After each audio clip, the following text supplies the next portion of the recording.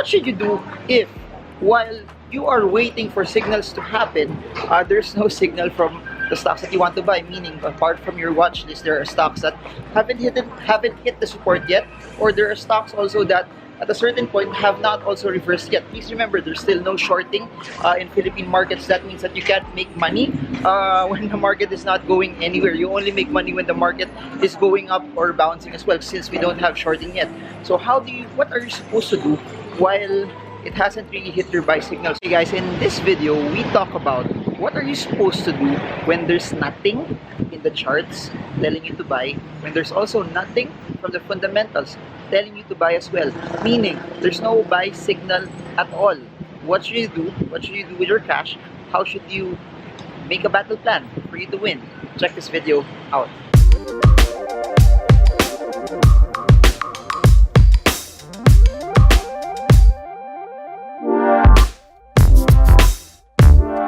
Hey guys, so this is another subset of what's happening in the markets. Please do note that the market over the past few months, and if you stretch it longer, has been pretty much sideways. No? So why am I saying this, and what's the whole narrative of this? As you all know, our style, and I've been saying this over and over, our style is just to use technical analysis for you to be able to trade and for you to be able to buy and sell stocks as well. Or you could use fundamentals when stocks hit particular valuation levels. You can start coming in to start to buy and sell the stocks that you would want as well. But what should you do if, while you are waiting for signals to happen, there's no signal from the stocks that you want to buy? Meaning, apart from your watch list, there are stocks that haven't hit the support yet, or there are stocks also that at a certain point have not also reversed yet. Please remember, there's still no shorting in Philippine markets. That means that you can't make money when the market is not going anywhere. You only make money when the market is going up or bouncing as well, since we don't have shorting yet.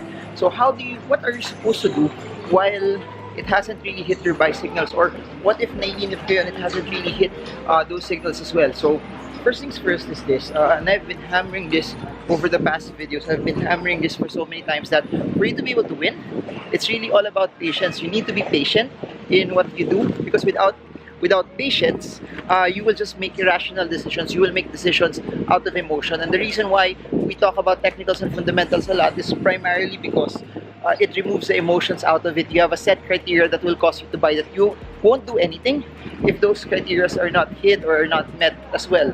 So why am I saying this, and why is this significant to all of you?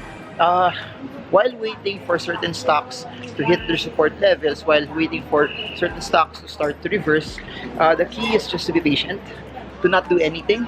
The strength of trading is to not do anything until your signals tell you to do something. The strength of trading is not to do anything until the signals get hit. Please remember, people are saying, "Paano margin? 2 months wala pang buy signal. Does that mean that I don't do anything?"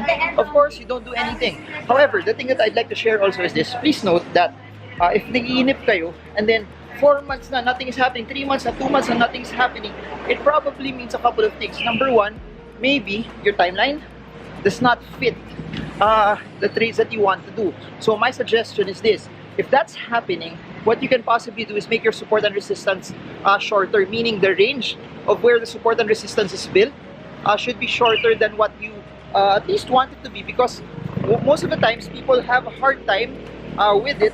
Nahirapan ako carrying something. Wait lang, guys. Try to carry something. Okay. So, most of the times people have a hard time trading because the stocks don't hit the level of support that they wanted, and then when it goes up also, it does not hit the resistance and it starts to go down. That means also there's a mismatch on how you draw it. Now, here's the thing. If the stocks does not hit the support that you want, or it does not hit the resistance that you want, it means the distance between support and resistance is very, very long. It's very, very far apart. So what do? You tweak, you adjust it. As you start tweaking and adjusting it, the distance becomes shorter. As the distance becomes shorter, the time it takes before it hits the support and hits the resistance becomes smaller. However, I've been saying this over and over, the larger the distance from each other, yung kapalit nun, the longer time that you will get. But if you make the time shorter naman, yung kapalit nun is the gains will be smaller. So if you want to get smaller gains, guess what? If you want to trade quicker durations and quicker response times that it hits the support and it starts to bounce, basically your gains will be smaller. So please remember this rule of thumb: the smaller the distance, the smaller the gain. But and also you must watch it regularly, and you must also react. I guess faster, quicker on the way you would, on the way you do it, and the way you would move your trades as well. So that's one thing. So key thing I want you to exercise is number one, discipline. The discipline that you're not supposed to do anything until the buy signals have been met. However, aside from being disciplined when the buy signals are not met, the second thing you need to know is that you need to make sure that it's something that fits your timeline. It's something that fits the horizon also that you want to make the trade. Because if it does not fit the horizon that you want to make the trade with, sayang din naman. So for others that are saying, what if mahaba talaga yung horizon ko and then the distance from my support and resistance is very, very far? Or if I'm, at the end of the day, an investor, meaning I want to buy them when it's really, really, really, really cheap. So, guys, ang ingay na dun sa ano. I don't know if you get the audio of this clearly, no? So, I'm just gonna blab first until we pass this maingay na part. So that's the problem when I'm using this camera, no? This camera is generally, the mic isn't as good as my other one, but this is smaller and I can bring it anywhere, so I can make a lot of the walking vlogs like this. But anyways, so the question was, what if you're an investor, and since you are an investor, your key narrative is to buy when it's cheap. The key narrative to buy is when valuations dictate it. What you need to do is you need to exercise patience.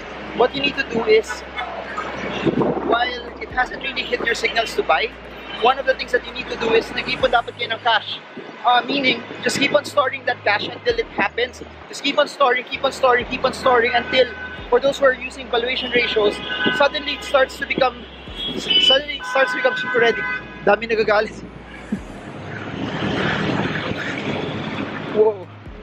Lot of road rage happening here in Manila. Sobra. I'm in BGC na nga. BGC is supposed to be, I guess, more somehow less insane in terms of driving, but there's still a lot of people who are medyo galit. Daming galit mag-drive sa Manila. I really don't understand it. But anyways, so if you are an investor, wait for the valuations to get hit. Wait for those ratios that you're looking at, whether it's PE, PB, or whether it's something that you computed. If it hits the margin of safety that you want, then you start to come. That's when you start to come in. But if it's not yet hit, what are you supposed to do? Keep on adding, keep on stockpiling that cash. Because as you start stockpiling that cash, you know what it does to you? It gives you the ability that once something starts to get cheap again, you have a large amount of money that you can start to put in. Because please remember this, when it comes to stock investing, it's all about volume. It's all about how large the amount of money that you can put on a certain stock as well. And that happens also when you have this amount stored up already for you. So that's what I suggest, no? While the market is not going anywhere also, and you are an investor, please note this, that good stocks will always go up. Good stocks, because the fundamentals are there, because the growth is there, because the promise of good dividends is there. There will come a point in time when all of the negative news is out. There will come a point in time when all of the things that are causing people to be away at this point in time is gone. Suddenly people will start coming in. When people start coming in, you see an expectation that the stock will go up again. So one thing that you can do is, if you are an investor, when the market is not going anywhere, and you believe that because the fundamentals is so good that somehow, some way, at some point in the future, the stock is about to go up, you can use portions like this to accumulate and start building a solid base. The same is true for a lot of stocks that have dropped massively, are oversold, have stopped dropping, but they're not just going up. Please remember, iba yung binibili mo yung stock na bumabagsak pa siya. Even if you're an investor, my suggestion is to wait. Even if you're an investor, my suggestion is to wait for it first until you see it stop falling down. Iba yung bumabagsak yung stock. And please avoid the stock while it's still falling. I repeat, please avoid the stock while it's still falling. But when it has fallen, it's still bearish, but it really hasn't, it stopped dropping already, but it hasn't just reversed yet upward. That could be an area for you to come in. That could be an area for you to start buying again. And that's my suggestion. So why am I saying this? A lot of people naiinip while the market is not going up. Please remember, it has to go back to your battle plan. Please remember, it has to go back to the way you want to do it. If you're a trader, there's so many opportunities on how you can win in the market, even if the market is not going anywhere, because we are not investing in the market, we are investing in specific stocks, and there will be specific stocks still that are going beyond the trend, that are not going anywhere, that there are some stocks that are pushing up, that there are certain stocks that are oversold, that you can make a quick trade based on it being oversold as well. So you just, first thing that you need to know also, that's very, very important above all of these things, is you need to define what your strategy will be. Are you in it to trade? Are you in it to be an investor? Are you in it to be a quick trader? Are you in it to be a position trader? Because for me, that's the most important thing in all of this. It doesn't matter. It doesn't matter what stock you buy. What matters is the parameters and the conditions that will cause you to buy the stock.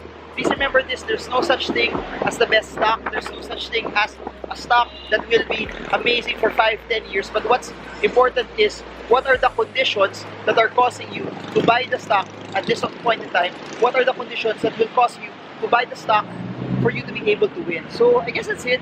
Just a couple of principles, me sharing on the road, and I'm gonna do more of this. If you like this as well, where I share some random thoughts. This is not scripted, this is not something that I planned, but this is just something that I do just to, while I'm walking. I don't know if you know this, but I walk a lot. I don't really drive a lot anymore. So since I walk a lot, there will be opportunities like this that a random thought comes to my head and I get to share. If this is something that adds value to you, comment below. If this is something also that you like, this format is also something that you like, comment below. If you have some questions that you would like me to answer also while I'm walking around, comment below as well, and I'll try to make as much videos like this to all of you, because again, at the end of the day, the reason why I make this YouTube videos, the reason why this channel exists, is just to give as much value to you guys as possible. So I guess that's it for now.